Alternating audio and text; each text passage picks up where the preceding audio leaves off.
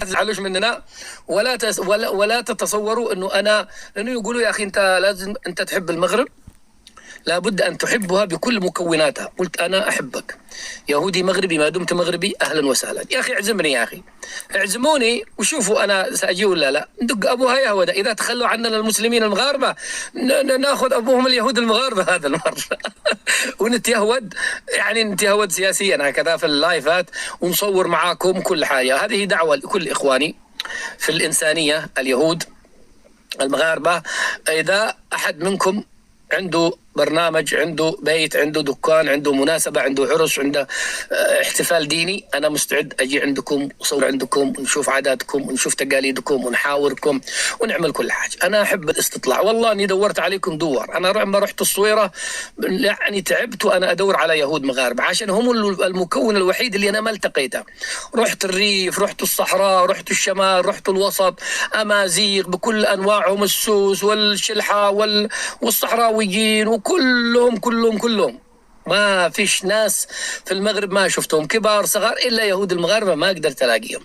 لقينا واحد مسكين قدو عجوز قوي يعني في سوق، عنده دكان في سوق الصويرة هذاك القديم، مدريش بيبيع، ما قد كان تعبان كثير، ما عاد أقدرش أتكلم معه.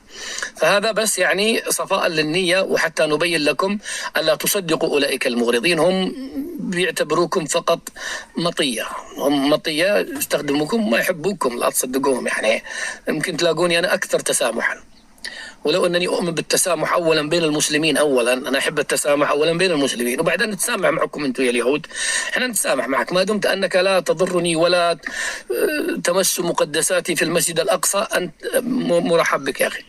إذا عندكم واحدة يهودية نزوجها علشان كذا نقرب النسب ونتيهود عائليا. إذن هذا شيء. الشيء الثالث وهو المهم، ركزوا معي، وهذا الجزئية الآن من الذي سأقولها لكم الآن، لكم الحق أن تنشروها. هذا الجزئية الذي سأقولها الآن من الآن لكم الحق أن تقطعوها وانشروها في قنواتكم وانشروها في كل مكان. أريدها أن تصل إلى كل مكان، لأن الكلام الذي سأقوله الآن هو الفصل الذي سينهي هذه الحملة المغرضة التي شنت عليها. خلاص أنا اليوم سأفصل الموضوع، سأنسف الموضوع نسف من أساسه. طيب خذوا ورقة وقلم لو سمحتوا، أنتوا اللي قاعدين اللي عنده ورقة وقلم، أو افتحوا هواتفكم واحصوا التهم التي ألصقت بي من هؤلاء الذين يشوهوني منذ 2 أو 3 أشهر. أبرزها: عميل لقطر، 2 عميل لتركيا، 3 له نشاط تبع في المغرب، نشاط مريب تابع لمخابرات مدري مني أجنبية، 3 له أهداف لإسقاط الملكية، 4 يعمل على تفكيك اللحمة الداخلية وتفكيك المجتمع المغربي، 5 أو 6 أو 7 لأنن كثير بس هذول الأساسيات، 5 أو 6 يتعدى المقدسات، يسيء للمقدسات، 4 يتدخل في ثوابت الدولة.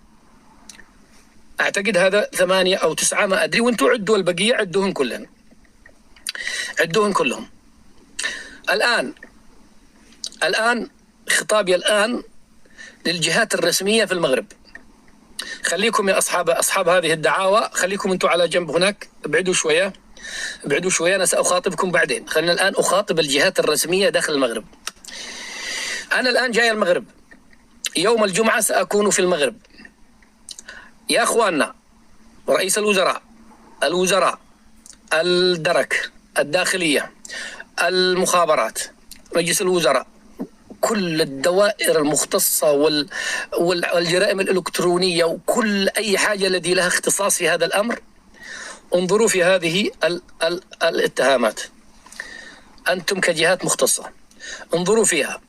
إن رأيتم أنتم وأنتم أهل الأمر وأنتم أدرى من تلك الأبواق الغربان، أنتم أدرى وأفهم، ولكم قنواتكم، وأنتم دولة، ولكم مخابراتكم، ولكم أجهزتكم، وأنتم متمكنين جدا في المغرب، في نفس الوقت بلد يحكمها ملك لا يظلم عنده أحد، وعندكم يعني محاكم، وعندكم قضاء، وعندكم نزاهة من أفضل البلدان في العالم. إذن أنتم كجهات مختصة أنا أناشدكم الله أن تأخذوا هذا الاتهامات. معكم اليوم وبكرة، اليوم اثنين أو ثلاثاء، اليوم اثنين ثلاثاء أربعاء خميس، 3 أيام تدرسوا هذه التهم.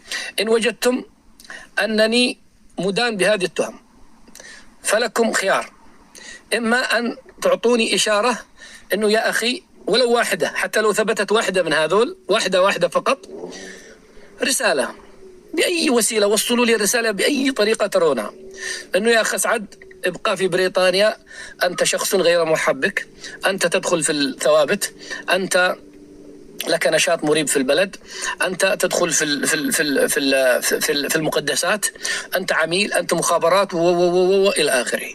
ابقى في بريطانيا، أنت غير مرحب بك. والله العظيم سأبقى بكل حب وبكل ود، وسأبقى في بريطانيا وما أزعل ولا يحصل فيني شيء، وسأبقى بنفس الحب وبنفس القتال في خندقكم ضد التبوني الرجيم، ضد التبون الرجيم، ولن ينقص من حبكم شيء، قيادة وملكا وشعبا. هذا خيار، هذا خيار. الخيار الثاني هو لهؤلاء الذين أطلقوا هذه التهم. اسمعوا يا مغاربة، اسمعوا المغاربة المنصفين، الرجال الذي عندهم كلمة حق وكلمة صدق. الآن من أطلقوا علي هذه التهم أنتم تستطيعون تضعون أصابعكم الاثنين في عيونهم كذا، تقولوا تعال نكع عينك أنت. الآن أنا أتحداهم. شوفوا يقولوا علي هذا الكلام كله منذ شهرين. أنا جاي المغرب في حالة دخلت البلاد وسمحت لي الدولة الشريفة المملكة المغربية في ظل هذا الملك العادل الذي لا يظلم عنده أحد، والذي والله العظيم بعد الله سبحانه وتعالى لم أؤمل إلا في سماحته وفي كرمه، وفي أنه رجل ليس شراني وليس مستبدا وليس ظالما. دخلت ووجدت كل عناية من المغرب. أنتم يا من تقولون هذا الكلام فيا، أتحداكم من الآن، معكم 3 أيام وطوال فترة وجودي داخل المغرب، اجمعوا أدلتكم، قل هاتوا برهانكم إن كنتم صادقين. إن كان لديكم أدلة إلى أقرب محكمة موجودة داخل المغرب، في كازا، في الرباط، في طنجة، تعالوا ارفعوا علي دعوة قضائية، قولوا أسعد لديه نشاط مخابراتي ثم أثبتوا، قولوا أسعد تعدى المقدسات ثم أثبتوا، قولوا أسعد له نشاط قطري خطير مريب لزعزعة وإسقاط ومدري إيش وهذا وقلب نظام الحكم وهذا الحاجات كلها، قولوا كل ما لديكم وتعالوا حاكموني في القضاء المغربي. عندي شيء يا مغاربة؟ عاد عندي شيء. تعال فاصل عشان تعرفوا. الآن سيثبت إن كانوا وطنيين، وإن كان هجومهم علي بدافع وطني سيأتون ويقفوا معي أمام القضاء، أمام القضاء المغربي. إن أثبتوا علي تهمة من هذا يعدموني اليوم الثاني. المغاربة يعدموني في أقرب ميدان داخل كازا، اعدموني، ودوني ورا الشمس. وإن طلع أنهم متجنيين وظلمة، وأن دوافعهم لم تكن وطنية ولا ملكية، وأن الأمر شخصي يمس شخص أسعد الشرعي، وأنهم استخدموا شخص الملك والدولة والملكية لضربي أنا، فأنا سأطالب برد الاعتبار. وبعدها أنا راضي بالقضاء المغربي، القضاء العادل. إن كانوا شجعان فليأتوا يواجهوني في القضاء المغربي. أنا سأكون في المغرب يوم الجمعة وسأبقى إلى ما لا نهاية.